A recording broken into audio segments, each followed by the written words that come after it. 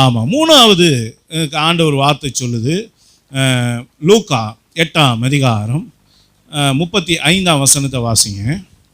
அப்பொழுது சம்பவித்ததை பார்க்கும்படி ஜனங்கள் புறப்பட்டு இயேசுவினிடத்தில் வந்து, பிசாசுகள் விட்டு போன மனுஷன் வஸ்திரம் தரித்து இயேசுவின் பாதத்தருகே உட்கார்ந்து புத்தி தெளிந்திருக்கிறதை கண்டு பயந்தார்கள். ஆமா, புத்தி தெளிஞ்சவன் தான் இயேசுவின் பாதத்தருகே உட்காருவான். என்னது?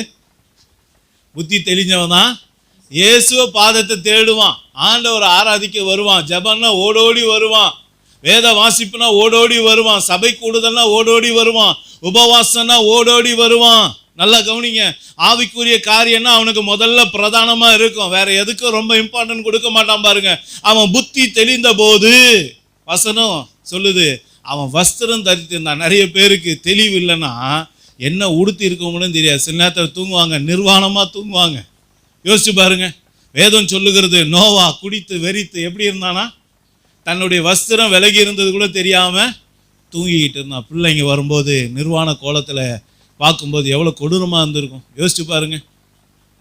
அப்போ இன்னைக்கு அருமையான தேவனுடைய பிள்ளைகளை, ஏன் தெளிவு வேணும்னா, உங்களுடைய நிர்வாணம் மற்றவர்களுக்கு தெரியாமல் இருக்கணும்னா அதுக்கு இன்னைக்கு தெளிவு வேணும். ஒன்று.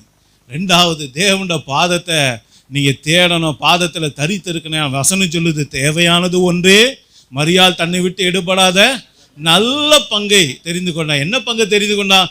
இயேசுவின் பாதத்தருகே உட்கார்ந்து இயேசு தன்னுடைய வாய்மொழிகளினால சொல்லுகிற வேத வசனங்களை கேட்டு தெளிவை பெற்று கொண்டு இருந்தா. யோசிச்சு பாருங்க, அதே விஷயம் இன்னைக்கு இந்த பிசாசு பிடித்தவனோட வாழ்க்கையில நடக்குது. கவனிங்களா? அப்போ ஒரு மனுஷன் பிசாசு பிடிச்சிருந்தா அவனுக்கு என்ன ஆகாது? தெளிவு கிடைக்காது. கவனிச்சு பாருங்க, பிசாசு ஒருத்தனையும் தெளிவாக வைக்காது.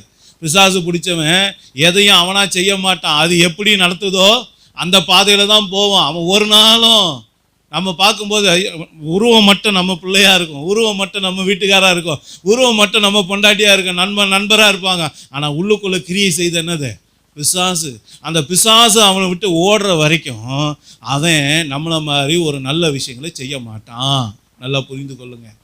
அப்போ தெளிவு வரும்போது தான் பிசாசு ஓடும். தெளிவு வரும்போது தான் அவன் இயேசுவின் பாதத்தருகே உட்கார்ந்து இருப்பான். தெளிவு வரும்போது தான் அவனுடைய வஸ்திரத்தை அவன் தரித்து அவன் அந்த இடத்துல இருப்பான். யோசிச்சு பாருங்க.